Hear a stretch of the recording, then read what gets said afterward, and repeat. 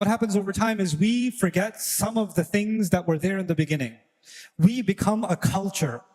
Just like every other religion became a culture. We're born into a Muslim family. We're born into a Muslim community.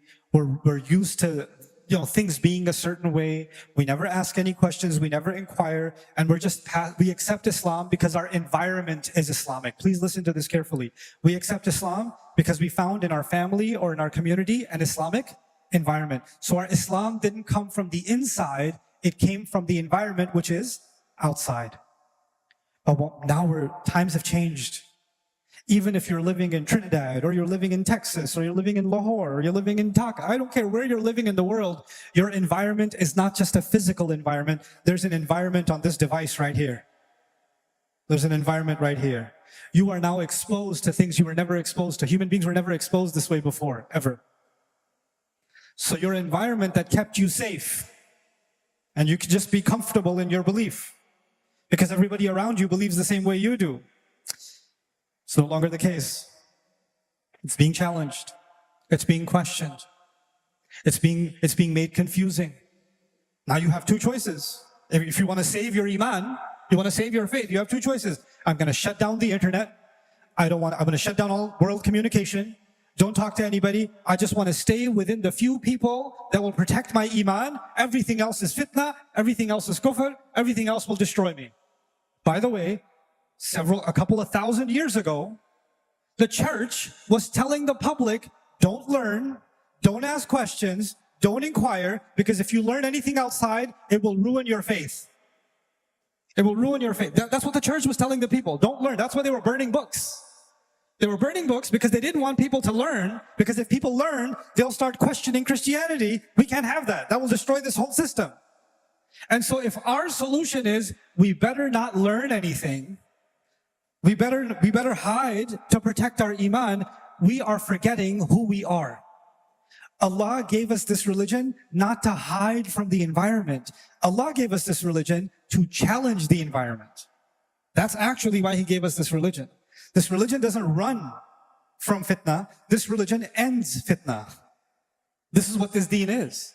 This is why Allah calls it the religion, the deen, or the millah of our father Ibrahim alayhi salam. Ibrahim alayhi salam was surrounded by shirk. And he's constantly questioning it. He's constantly asking questions and he's challenging it. We cannot become the religion of Ibrahim alayhi salam if we don't have something inside that is driving our iman. And the thing that, just contemplate this with me, the Muslims that first heard the Quran, the people who first heard the Quran, and we often don't think about this, when the Quran was coming down, the vast majority of people that were listening to the Quran were not Muslim.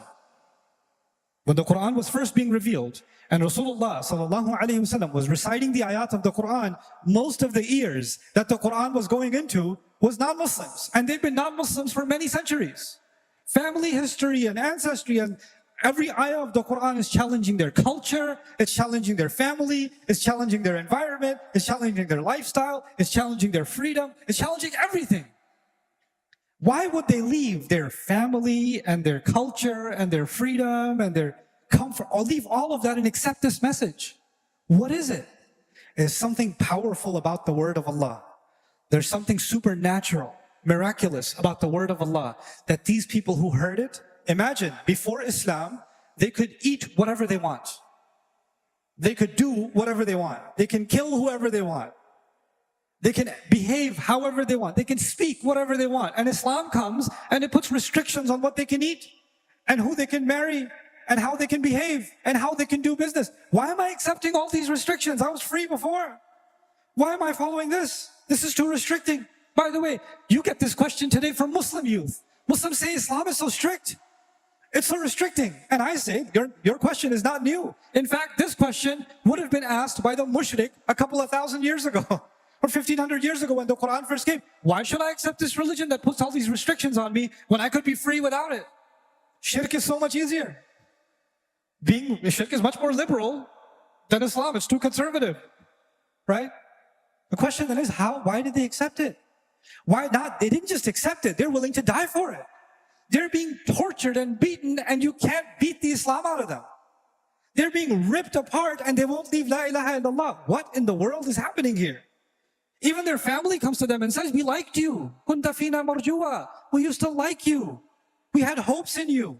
Why are you becoming like this? What's changed inside you? Something came inside them that they could see the falsehood outside. And now they're committed to the truth. This will only happen when someone has basira on the inside. They can see for themselves, this is the word of Allah. They can feel for themselves, this is the word of Allah.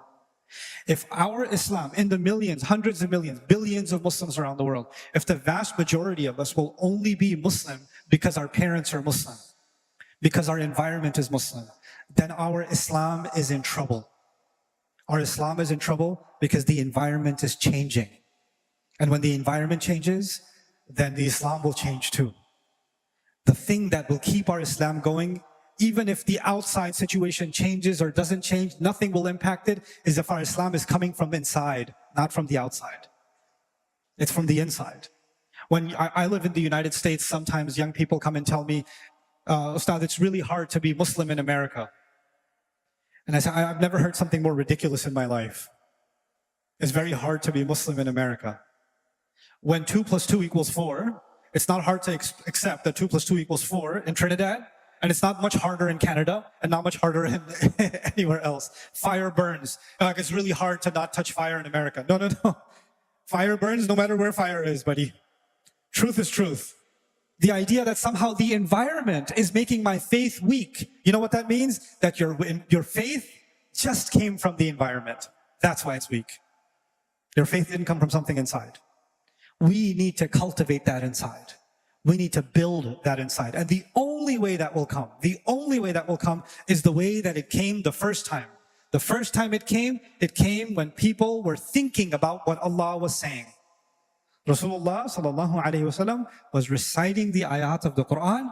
People were thinking about what is this word? What is he saying? And the more they were thinking about it, their entire world was changing. Then you could make the environment feel like a glimpse of hell. They won't leave Islam. You could make the environment torturous for them. They won't leave Islam. You can make them leave their home. They won't leave Islam. You can make their loved ones become their hated ones.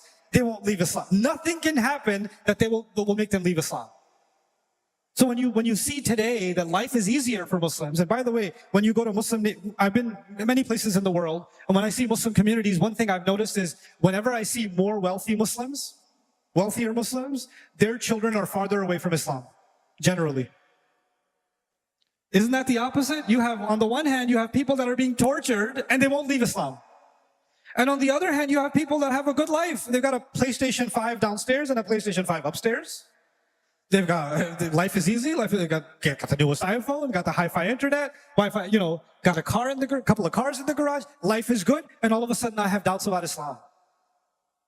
What in the world has happened? You know what's happened? Well, when your environment, the mentality is, I have everything I need.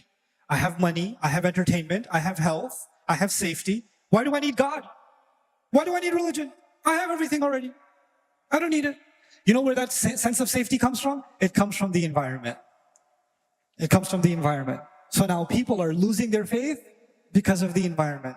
Or people are thinking that the only way their faith will be safe is because of the environment. Let's get away, let's run away from America. Let's move somewhere in the Muslim country so we'll be in a safe environment. This entire thinking goes against the message of the Quran. Our deen did not push people to go to safe environments. Our deen pushed people to create new environments.